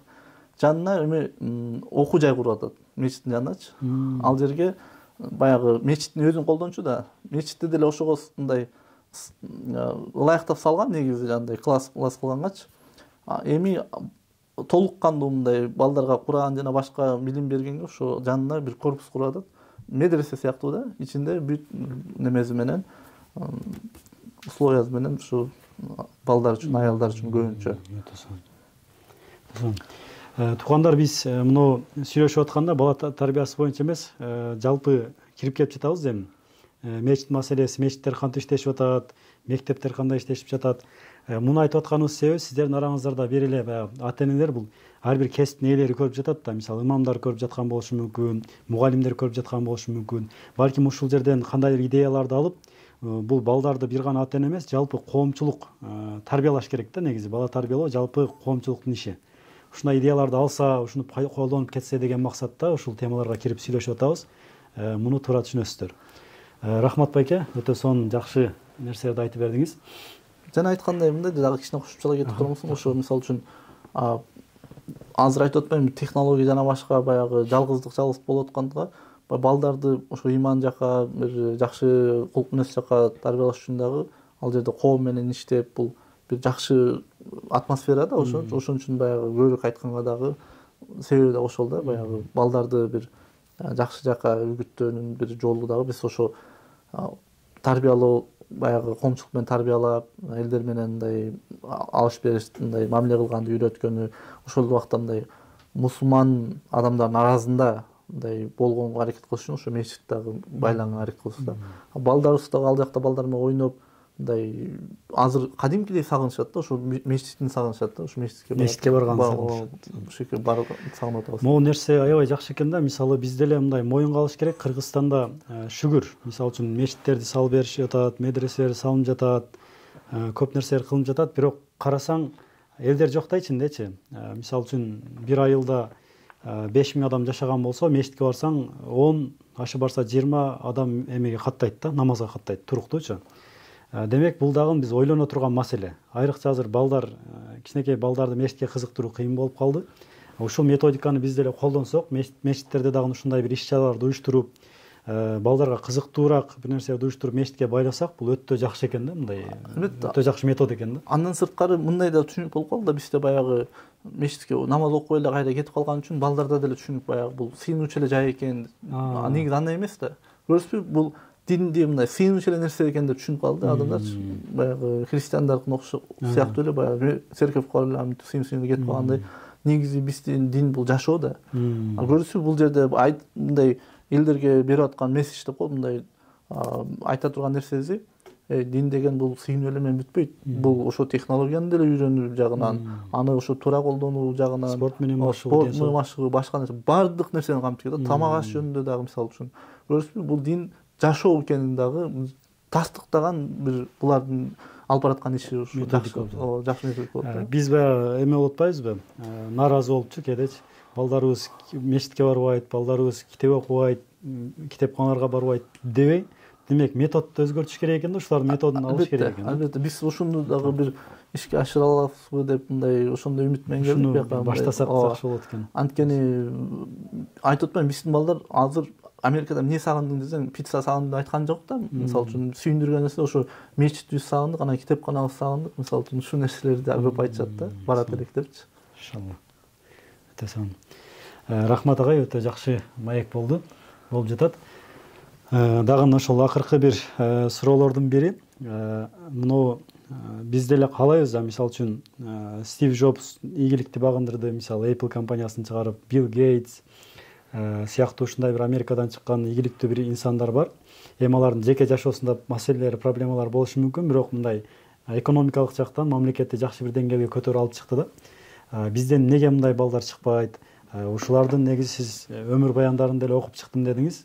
Ушулардын бир эме тарбиясы боюнча ата-энелери кандай тарбия берген, эмнеге алар андай бир деңгээлде мындай ийгиликтер жаратышты, ушул боюнча өзүңүздүн оюңузду айта кетсеңиз. Булар ошо башынан негизи мындай жакшы мындай эркиндик, ошол үйрөнөм деген нерсеси мындай кылам же ошо окуу жакка ыктаганын байкаса болот да. Буларданчы мисалы үчүн Стив Джобсту өзү негизи багышып алган да. Анын өзү ата-энеси багып алган бала да. Бирок булар ошо баланы алып атканда ошо берип аткан апасы, өз апасы мындай берген да. Ал өзү ошо камсыздай албайм деп берген да. Бирок ал ата-эне ала турган ата-энеден мындай сөз алган да, силер сөзсүз окутасыңар депчи. Көрүпсүзбү? Сөзсүз окутасыңар деп. Анан бул ушу азыркы ата-энеси өздөрү мындай мектепти араң бүткөн ата-эне болгондуктан тиги кичине мындай бергиси келбейт да, бирок булар сөзсүз окутабыз деп мындай чоң окутка жазып беришет, сөз беришет. Анан ошентип алышат. Бирок сөзүнө туруп, булар ошо окутканда жана айттым го, мектеп 3кө бөлүнөт да, башталгыч ар бир өзүнчө мектеп. Ошентип көчүп отурушкан буларчы. Бала үчүн. Жакшы мектеп үчүн көчүп отурушкан. Бул Америкада мындай көрүнүш практика да. Ар бир районго көчүү үчүн, мындай жакшы мектеп үчүн балдар үчүн көчөт. Же башка штатка чейин көчөт, мисалы үчүн. Көрсө курманчылык кылышат да. Ошон үчүн жакшы мектеп бар жерлер жашоо кымбат ошол жердечи. Ошол райондар кымбат болот. Анткени ал жакка баягы көбүнчө акча барлар барат да, анан баягы көтөрүлөт да.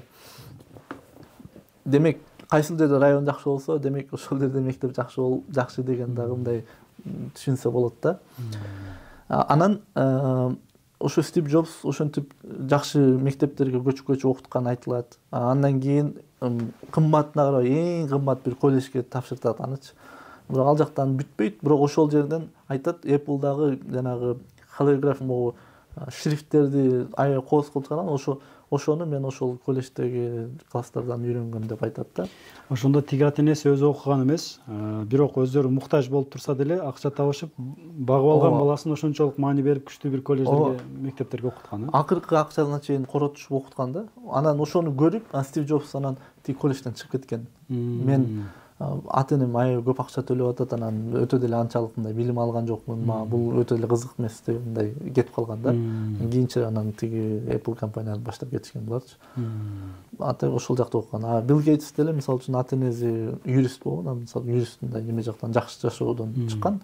бирок ата энеси кыйнап муну юрист кылып койсо деле болмок экен негизи. Ошого бирок бул компьютер жагын тандап мындай башка тармакка кеткен. Бирок жыйынтыгы башкача мындай чыгат да.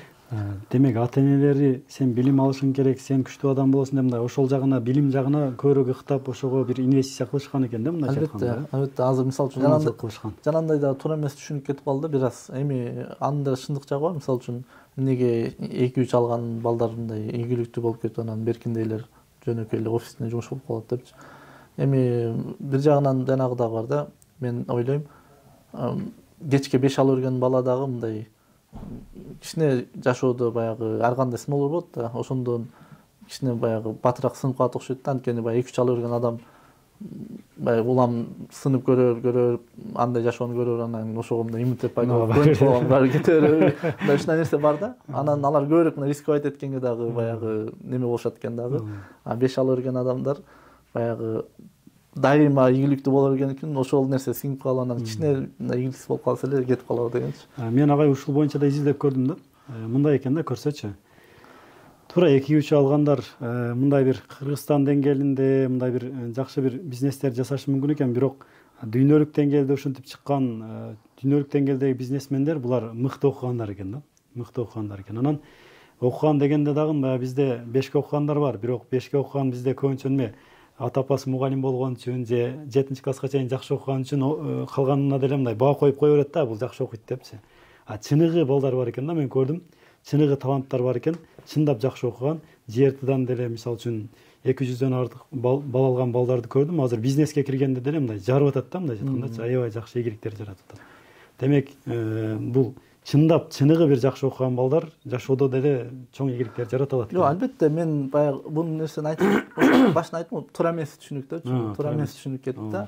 Анткени ошондой баягы сиз айткандай бир кичинекей тармакта ошондой жетиши мүмкүн, бирок анын баары эртең мындай чоңураак келишимдерге барганда жана башкаларга барганда уже деңгээл уже билинип баштайт да. Ал чындап эле тигилер жакшы мындай окуган, жакшы мындай нерселер көрсөткөн адамдар да, ал чоң жетишкендерчи. Маселе мындай да, биз айтайын деген, биз ошол баягы анча-мынча сынып калса, ал эч нерсе эмес, ал боло бере турган нерсени дагы балдарга мындай кичинекейинен да жеткизсек, мындай катадан коркпогонгочу. Анткени жана айткандай, кээде бизде мындай окот да, 5 алып анан бир күн 4 алып калса, сен ушинтип деп уруштап коюш мүмкүн да. Эми ошолдордун эми анча-мынча болуп турат, жашоодо да болот деп мындай айтып турсак жакшы деген бир нерсе. Ката кылдың, коркпо, кийинкисин түзөп кетесиң дегенде. Жашоодо деле ошондой болот кийин, кээде адашасың депчи. Ар бир адашкандан деле сөзсүз бир нерсе үйрөнөсүң, ал сага бир жакшы мындай тажрыйба болуп берет дегендей. Анан ошол ошентип ата энеси бир ката кылып койсо же бир нерсени сындырып койду же башка маселе болуп калды, ошол жерде катуу урушуп, катуу бир жазалап койгон болсо, баягы ишкерликте да бул нерсе керек экен. Ишкерликте чечкиндүүлүк менен тобокелчилик керек экен. Бул балдар, мындай балдар чечкиндүү боло албай калат экен, тобокелге да бара албай калат экен.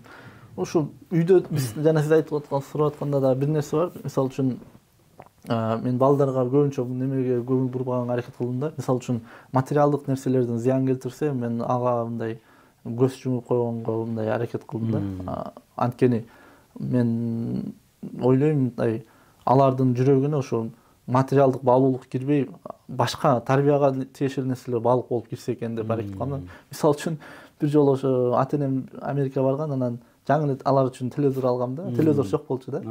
Анан да жакшы ата-эне кайра кеткенден кийин бир аз убакыттан кийин эле кичинекей балам бир нерсе менен бир коюп сындырып салды. Аягыма телевизор болчу. Мейли, ошо нерсе мындай аны үчүн урушкан жокмун. Аны сен ушинтип сындырып салдың депчи. Мейли сынса сынсын, бирок эртең ошо ушул баалуу нерсе болчу экен да, мындай ушул нерсе мындай маанилүү болчу экен да деген нерсе кирип калбасын деп ойлойм да. Баягы материалдык нерсе мейли. Бирок тарбияга киргенде катуу мындай бир туура эмес сүйлөп жаман нерсе болсо деп мындай кичине каталыраак мамиле кылам да. Тишем жанантип бир нерсени сындырып алса, жана окшо калса. Туура эмес кулк мүнөздөр. Жакшы. Жакшы агай. Рахмат. Мен өзүм байкагандай ата энелер айтышат да, көбүнчө ошо жыйынтыгы мындай, мисалы үчүн балдарым телефон кармап, кечээ биз иш чара өткөрдүк, 200 ата эне келди, окур окуу борбор. Анан ал жерде ата энелердин көбүнчө сурообу, балам мындай кызыкпайт эч нерсеге, телефонго эле кирип кеткен, телефонго эле кызыгат, эмне кылса болот дейт да.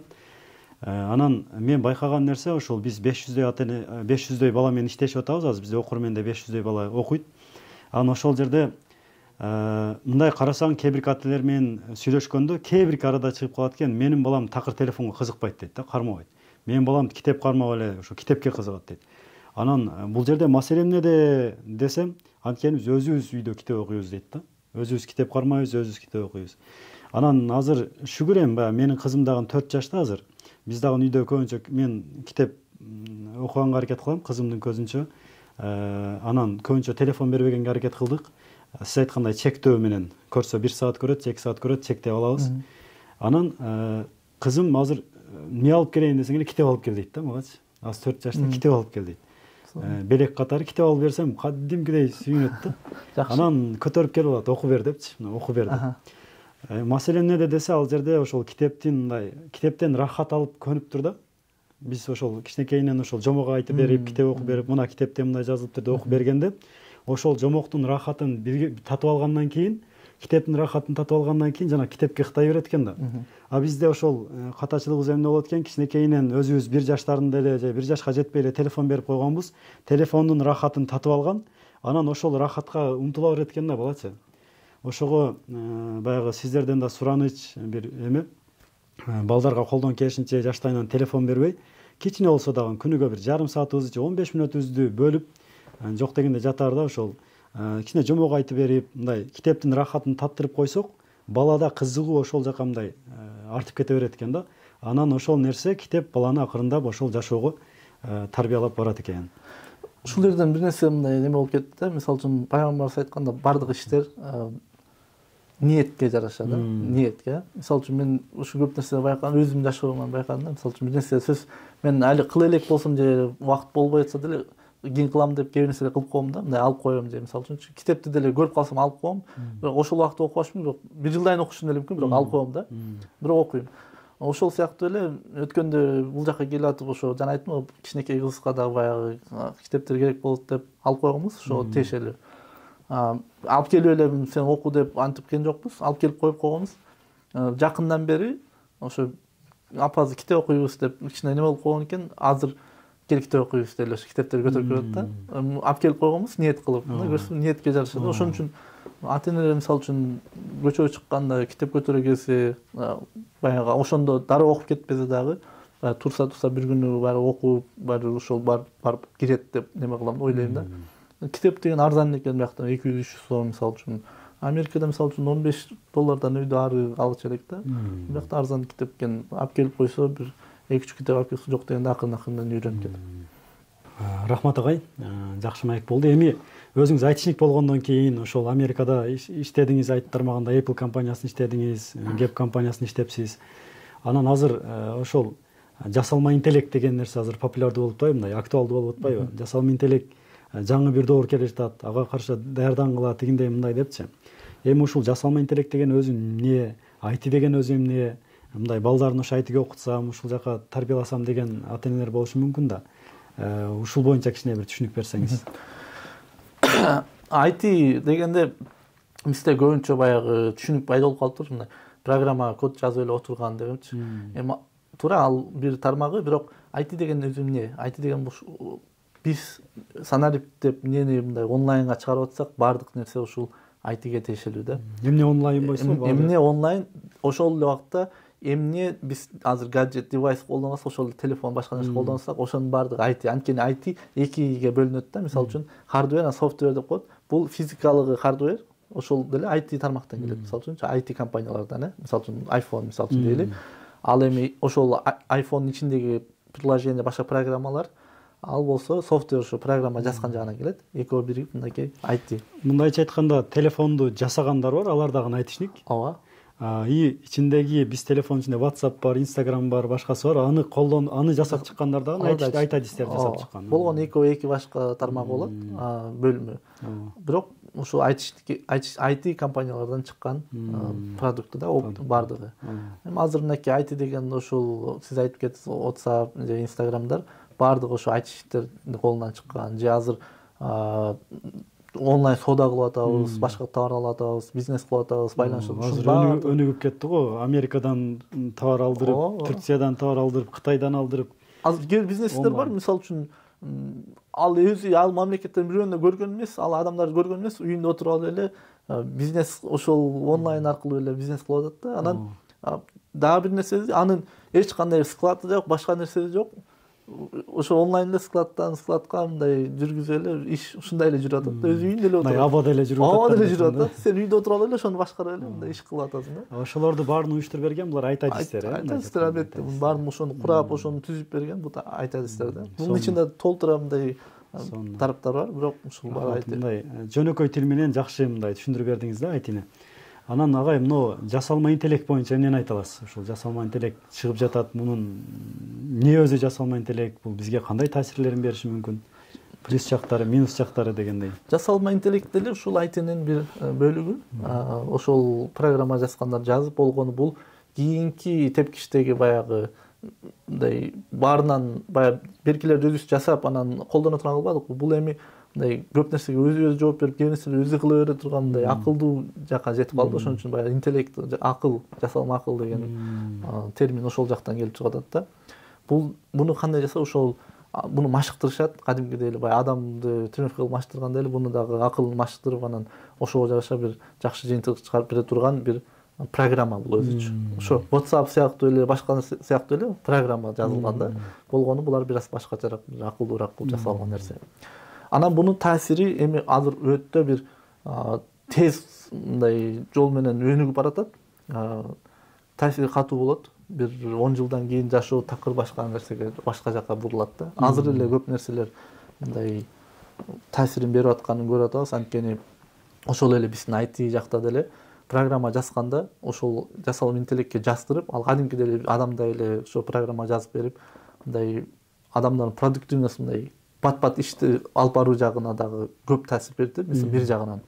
Кийинки жагынан медицина жактан мисалы үчүн азыр рак оорулар жанагы клеткаларды оңдогонго чейин булар өтө мындай кылдаттык менен эсептеп ошону жардам бере алганга, ошону айыктырганга дагы мисалы үчүн медицина тармагында да колдонуп жатат. Өтө жакшы колдонуп атат, аябайчы. Мисалы үчүн көзү эч көрбөгөн адистерге көз ошо жасалма интеллект менен көз жасап берип, ошону мындай көрүп калган адамдар болуп атат.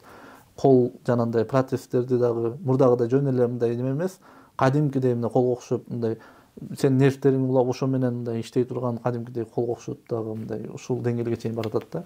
Эми балдарга таасир бергени бул баягы ушунчалык өнүгүп бараткандыктан биз балдарды ошого тарбиялашыбыз керек да. Анткени эми азыр эле башталды мындай жумуш орундары башкача мындай бат-бат улам алмашып, мындай жаңы нерселер чыгып, балдар мындай адапташуу мындай көнүү, бир нерсеге көнүү жагын көбүрөөк тренировка кылыш керек. Анткени өзгөрүүлөргө бат көнүгөнгөчү, анткени жаңы жумуштар чыгып, ийкемдүү бул жака которулуп, мындай адам балдарга мындай көбүрөөк психология жактан жабыр тартышы мүмкүн. Анткени аларда андай иммунитет болбосо мындай психология жактан кыйналып калышы мүмкүн. Биз ошол максатта жана окур борборунда да ошол Гапыр Мадамовдун методикасын киргизгенбиз, IM депчи. Анан ошону кээ биркилер студенттер өздөрү бул бизге эмне кереги бар деп кээ биркилер келбей коет да. Анан биз аны жөн эле киргизген жокпуз. Ал жерде ушул нерсени, сиз айткан нерсени түшүнүп туруп, демек биз ийкемдүү болушубуз керек. IM методикасы Гапыр Мадамов ошого үйрөтөт экен да. Бат үйрөнгөнгө, өз алдынча үйрөнгөнгө үйрөтөт экен да. Анан ошол биздин максатыбыз, бизден айтыны үйрөндү, эртең жаңы технологиялар чыкса, ошону өз алдынча эле үйрөнүп кетсе болот деген максатта чыгардык да. Демек ушул да туура экен да. Албетте, сон нерсе бул. Буну дагы үстүнөн иштеп, ошого ыктап мындай алдын ала иштесе болот да. Биз көбүнчө баягы проблема келгенден кийин иштейбиз, ошону мындай алдын алса болот көп нерсеничи. Азыр мисалы үчүн Америкада бул жасалма интеллект аябай өнүгүп, биз ошол жакка карап кандай болуп кетип атат, мындай кабар алып турушубуз керек да.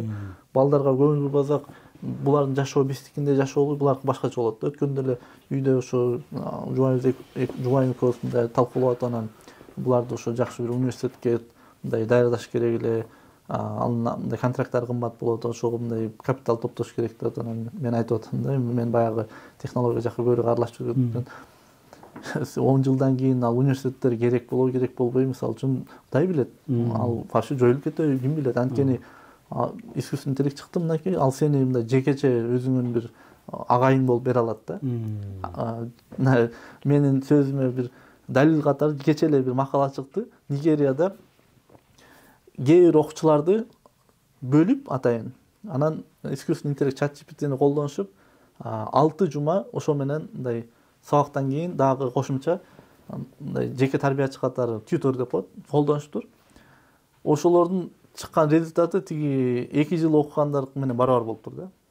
2 жылдык билимди 6 жумада эле тиги менен иштешип жетишкен да. Анткени искусственный интеллект мындай да, мисалы үчүн ал кээ бир суроолорду сенден сурайт дагы, ошого жараша сага мындай мамиле кылып, сени мындай сен деңгээлиңди билип туруп ошого жараша мамиле кылып сага мындай жакшы жардам берет да. Окуучулардын деңгээли ар кандай болот да. Мисалы үчүн мугалимдер көбүнчө бир стандарт менен бирдей мамиле кыла берет баарыначы, бирок андай эмес да. Ар ким ар кандай түшүнөт, ар кандай мындай кабыл алат да. Искусственный интеллект болсо ошого жараша башында суроо суралышы мүмкүн дагы, сенин деңгээлиңди ченеп туруп, анан ошого жараша бир программа түзүп өзү ошо менен мындай алып кете берет да. Ошол себептен сизде мындай продукт мындай жыйынтык, жакшы жыйынтыкка чыгыш мүмкүнчүлүгү бар. Келечекте роботтордон окуп калышыбыз мүмкүн экен да, мындай толук эле. Мындай физикалык робот менен да окуп калыш мүмкүн. Же анын деле кереги жок, мондай эле. Жөн эле телефондон эле ал кадимгидей сен менен сүйлөшүп берет да. Google деген нерсе бар эле, аяктан жазсаң сага жооп берет эле. Бул ал еще мындай чоңураак нерседе жооп берет эле да, кененирээкчи. Бул болсо индивидуально сага мындай сен менен кадимгидей сүйлөшүп ушундай жооп берет да. Адам катары, мугалим катары. Сен кадимгидей сүйлөшөсүң ал мененчи. Эми агай, дагы кандай балдарда ушул сапаттарды өнүктүрүш керек? Мисалы айттыңыз, икемдүүлүк дедиңиз. Дагы демек ушундай бир жаңы доор келе жатат экен, ошол доорго жараша балдарыбызга дагы кандай сапаттарды өнүктүргөнүбүз туура болот? Эмоциональный интеллект деп коет, мындай адамдар менен ошо мындай мамиле түзгөндү. Мисалы үчүн көбүнчө азыр жантип бат эле урушуп кетип, көтөрө албай мындай неме болуп кетчү. Ошону мындай өзүнүн комплекстерин мындай жеңгенди, мындай адамдар менен баарлашып кеткенди. Анткени айтып атпаймынбы, мындай бул көбүрөөк мындай адамдарга таасир берип тургандан кийин адамдар дагы кичине сабыры жогораак болуп кетиши мүмкүн да. Мисалы үчүн ошол себептен эмоциональный интеллект жактан көп мындай иштешине туура келет да, балдарды ошого мындай тарбиялаш. Анан бул дагы баягы азыр айтып атпаймынбы, адамдар мындай жана коомдон алыс болуп, жалгыз болуп, анан өзүнчө эле болуп бир жалгыздап калдык депчи. Ошол нерсенин үстүнөн дагы көбүрөөк иштешине туура келет. Анткени эртең искусственный интеллект менен эле мындай неме болуп кетиши мүмкүн. Жашап кетиши мүмкүн өзү менен өзүчү. Az даже робот аял эркектер чыгарып, кадимгидей мындай партнер катары, мындай күйөө аял катары дагы ушундай нерселер кетип атат. Мисалы үчүн мындай башкача бир жашоо келип атат негизичи. Мындай эми бул коркунучтуу, бирок коркуу соң эле келбей калбайт. Ошого мындай наоборот ага даярдансак жакшыраак болот да. Ошо балдарды айрыкча, анткени биз эми ага баргыча бир аз неме болобуз. Албетте өзүбүз даяр болушубуз керек. Биз анткени аларды даярдаш үчүн өзүбүз дагы ошону ата-энелер өздөрү да түшүнүш керек дагы. Ошого бир нерсе айтабыз. Мисалы үчүн искусственный интеллект деген нерсени ага мындай кичине болсо дагы түшүндүрө алышыбыз керек да. Ал үчүн биз өзүбүз мисалы үчүн азыр айтиге чакыр, айт жок болот десем, эми айти деген аяктан жумуш жок болуп атпайбы, анан жумушта кыскарып атат, ошо искусственный интеллект өзү эле жазып атпайбы деп атпайбы адамдарчы. Бирок бул сен ал жумуш табыш үчүн эле эмес, азыр жөн эле сен мындай ошол өзүң келечегиң үчүн ошону түшүнө билиш үчүн ошо кандай иштейт, мындай ар жагынан түшүнүп, анан мындай ошого жараша мындай жашаш керек, жашоо улантыш керек болгон үчүн технология менен жашоо болуп атпайбы? Балдарыңа эртең балдарыңа бересиң, ошол балдарың сага суроо берсе бир нерсеге жооп бере алышың керек. Мындай иштейт, мындай болот, сен мындай кыл деп эми бардыгына жооп берип калсаң дагы бир канчанчы бир деңгээлде түшүнсөң жакшы да. Анан балдарга ошого наоборот айтиге көбүрөөк кириш керек болуп атат. Айти деген ошо программа кандай иштейт, жок деген ошо жасалма интеллект дегенди колдонгонду билиш керек. Анткени аны канчалык жакшы колдонсоң, азыр ошончолук көп мындай ийгиликтерди жаратсаң болот негизичи. Мына азыр дүйнөдөгү эң миллиардер чоң немелер ошол .com бум деп коет, ошо интернет чыккан убактагы байып кеткендер да. Булар ошону туура колдонуп туруп, ошол убактан көтөрүлүп кеткендер көбүчү. Азыр эми кийинки доор мына искусственный интеллект келди. Ушуну колдонгондор азыр кадимгидей байып кетип атат да. Анткени ошо колдонгонду билиш керек. Эми жерде байып кеткиле деп эле баягы акчага неме кылган нерсе жок. Болгону каалайбыз ошого барат да жашоо. Балдарың жакшы жашадığında, жакшы нерсе жетишсин десең, сөзсүз искусственный интеллект менен байланыш болуп жатат. Рахмат. Ушул жерден бир маалымат катарында айта кетели. Бектен Кыргызстан үчүн бул өтө бир сонун бир жаңылык да. Бектен агай өзү азыр окур окуу борбору менен биргеликте бизде азыр атайын сабактар даярдап, IT боюнча мындайча окутуп жатат онлайн форматта. Эгер кызыккандар болсо, ошол жактан кайрылып, IT-ге балдарыңыздарды же өзүңүздөр болсо өзүңүздөр ошол жактан окусаңыздар болот. Мындайча айтканда, тажрыйбалуу Apple'да иштеп келген агай ошо IT тармагын үйрөтүп атат да. Андан сырткары ошол окур окуу борбору менен биз менен биргеликте азыр бизден ошол окуп чыккан IT-ден окуп чыккан балдарды агай өзү жумушка даярдап, мындайча айтканда стажировка кылдырып атат. Бул дагы мен ойлойм Кыргызстан үчүн сонун бир жаңылык. Рахмат агай, өтө сонун маек болду. Мен мына жыйынтыгында түшүндүм. Сиздерге да жөнөкөй бир тил менен айтып коеюн. Демек, жасалма интеллект бир доору келе жатат. Ошол доорго жараша балдарыбызды биринчи дин менен гана сактап калышыбыз мүмкүн. Ошол таалим, тарбия, адеп ахлагына көбүрөөк маани беришибиз керек экен. Себеби келип жаткан вирустарга каршы бул өзүндө бир элек болуш керек. Экинчиси ийкемдүүлүк, кандайдыр бир нерсени мындай бат өздөштүрүп кеткенге үйрөтүшүбүз керек экен. Үчүнчүсү болсо ошол технологияларды азыртан ошол технологиянын доору келе жаткандан кийин үйрөнүп, медиа сабаттуулук, эмне кайсыл жактан келе жатат, кандай маалыматтарды ким жүктөп жатат, ушул нерселерди үйрөтсөк туура болот экен. Баарыңыздарга ушул жерге чейин көргөнүңүздөр үчүн чоң рахмат. Демек, балдардын биз эмне үчүн чыгарып атабыз? Бала тарбиясы бул коомду бир сактап кала турган, коомубузду бир өнүктүрө турган, динибизди бир алдыга жылдырып ушул өстүрө турган нерсе бул ушул балдарды тарбиялоо, аларга туура таалим, тарбия берүү экен. Мен ойлойм, бул дүйнөлүк жактан дагы эң чоң инвестиция, акыретке дагы эң чоң инвестиция бул бала тарбиясы.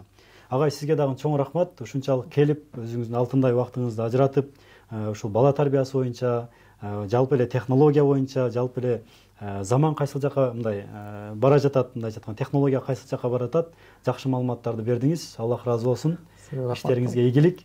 Сиздин балдарыңыз дагы жакшы, мыкты балдардан болуп, ушул элге, журтка, динге кызмат кылган мыкты инсандардан болуп чыксын. Рахмат агай.